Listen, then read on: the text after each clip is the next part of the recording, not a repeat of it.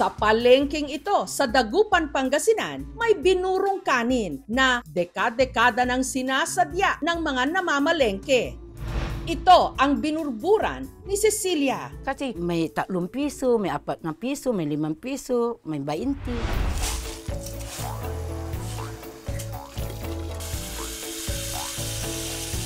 5 pieces, yung ganito, hanggang malinaw yung tubig.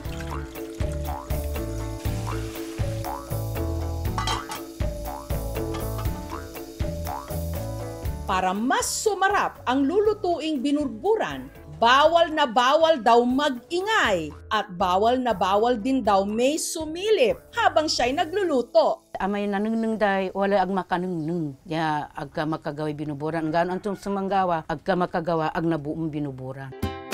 Bago i-ferment ang isinaing na kanin, dapat malamig na raw ito. Inilatag niya muna ito sa mesa. At para mabilis lumamig, tinutukan niya ng electric fan. Kailangan nang iliwala yung bote ng bigas. Tsaka binudburan ng pinong bubor o yeast. Ilagay na sa palangga ng may dahon, 24 oras sa luto na. Tinakpan ng dahon ng saging at sako.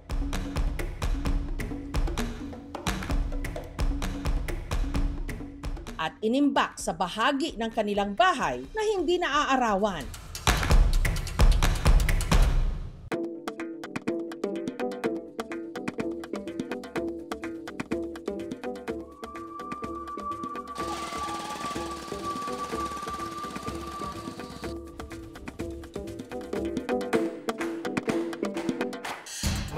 Namis na medyo maas. Kung kinain mo dyan, parang kumakain ng taho.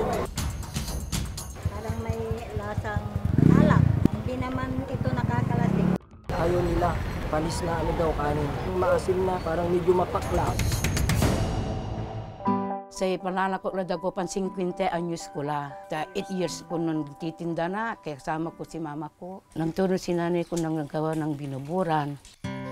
Sa pagbebenta ng binurburan, mag-isang itinaguyod ni Cecilia ang 11 niyang mga anak mula nung siya'y nabiyuda. 35 ko nun ang balo akin. Apabalo ko mun ira kapag grade ko labat ira high school. Ang binurburan ni Cecilia, hindi lang daw panlaman tiyan, mainam din daw sa kalusugan. Yung binuburan na luto na, gamot sa ulcer, gamot sa acidic. Yung binuburan po, yun ang ginagamit namin sa mga bata para nailabas nila yung dumi nila. Ang fermented foods, maganda po sa ating digestive health since nakakatulong po ang good bacteria. Lalabanan po nito ang H. pylori which is nakakakos po ng ulcer. Nakakabalance po ito ng pH level and reduce ng inflammation ng ating digestive system. Bago pa man dumating ang mga Kastila, marunong nang magburo o mag-ferment ng pagkain ang ating mga ninuno. Hindi lang kasi nito napapasarap ang lasa, napapahaba rin nito ang tinatawag na shelf life o ang itatagal ng pagkain bago mabulok. Sa mga panahon na wala pa tayong tinatawag na refrigerator, kapag may mga oversupply ng mga bighas no, na ginagawa, kaysa matapon ito, kaysa masayang ito na mabulok ito pag ito ay nabasa, mas higit nila iniisip ang kinabukasan, no, lalo na ng kanilang komunidad. Dito naman sa kabundukan ng Sablan sa Benguet, may isang makaluma at sagradong paraan ng paggawa ng burong kanin na buhay pa rin sa kasalukuyang panahon. Ito ang kanin sa likod ng ipinagmamalaki nilang tapoy o rice wine at ang tawag nila rito, difug. Malagkit din ito, mamula-mula at may kakaibang aroma o amoy. Simula sa pulong bata kami, nakikita namin sa mga okasyon, pero ang talagang nagturo sa akin ay yung aking biyanan. Ang paggawa ng difug, walang shortcut. Ang gamit nilang kanin, hindi white rice, kundi yung kulay itim. Piniprefer namin talaga yung Balatinaw kind of rice. Yung isang klase ng malagkit rice na karaniwan tinatanim dito sa highland noong araw. Kasi matingkad at saka kakaiba rin yung itsura. Pagkatapos hugasan, isinaing ang bigas. Dapat half cook lang para hindi magkadikit-dikit pag lalagyan na natin ng bubod.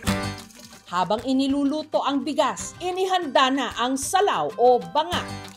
Kailangan nating siguraduhin na malinis at saka tuyo yung ating lalagyan. Ang kanilang pang-ferment, bubod, isang natural yeast na gawa sa kanin, luya at damo. Dudurugin ito hanggang maging pino. Sa bilao na may dahon ng saging, doon mismo inilatag ang kanin.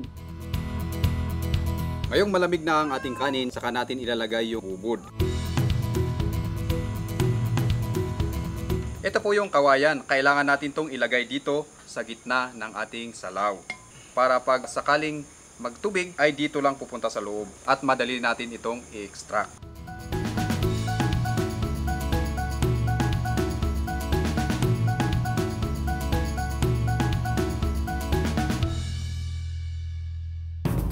Kung ang ibang binurong kanin, isang araw lang ang paghahanda, ang defog inaabot ng 1 buwan. Ang defog hindi nawawala sa hapag ng mga tiga-sablan, lalo na tuwing meron silang gagawing ritual katulad ng kiwa. Yun po yung pang-cleansing sa mga nag-attend ng burial. Pero hindi ito kinakain ng solo. Inihahalo nila ito sa iba nilang luto gaya ng pinikpikan para mas masarap daw. Parang mayroon siyang bitsin kahit wala. Wow, na-miss. Kailangan nating i-continue yan. Yun yung identity namin dito sa Cordillera.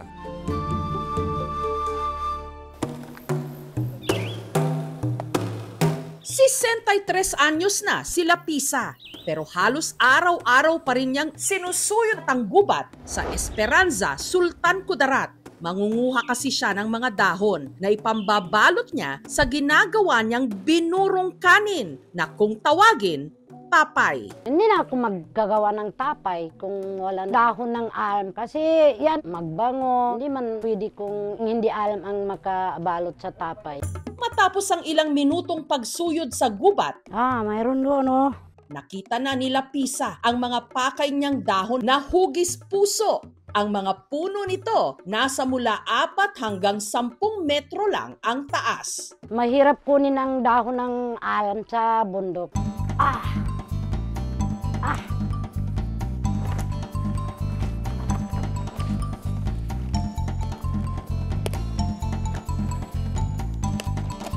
Pag nanguha ako ng dahon ng alam, dapat ganito kalaki, dapat hugis puso.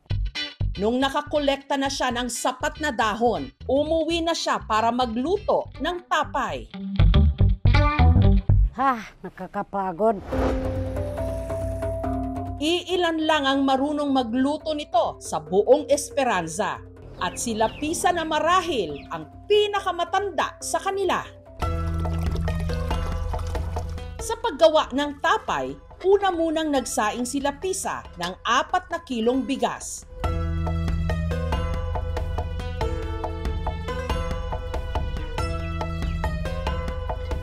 Nung naluto na ang kanin, hinayaan niya muna itong lumamig.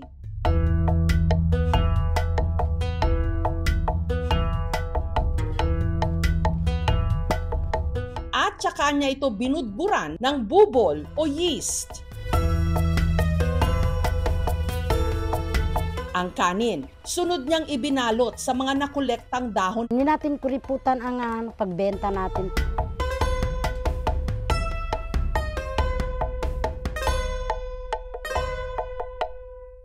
Ang mga gawa niyang tapay, isinuksok niya sa isang lalagyan. Tinakpan ulit ng dahon. Yan ang paraan na madali siyang mag-init. Yan. Tapos na.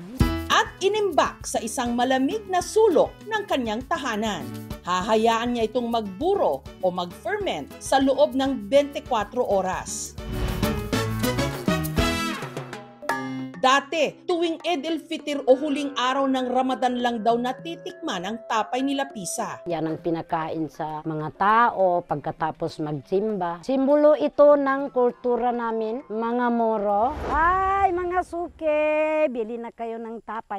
Pero dahil sa pagmamahal sa kanilang tradisyon at para may ekstrang kita na rin, halos araw-araw niya na itong inilalako. Yung tapay, piborito ng mga tao sa umaga, ang partner niya, yung kapit ng nitib. Ay, papadaya, mahirap sir. Hindi ko naramdaman ang pagod ko dahil yan ang paraan ko sir na makapera. Sukran! Di ko katernanin niya ba, kapandagan ko ba niya? Tatapay. Tapos di ko katernanin niya kan kultura namin.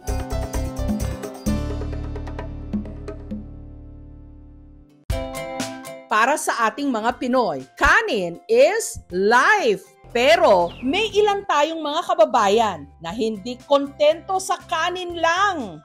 Dapat i-level up into binurong kanin para mas maging lifer.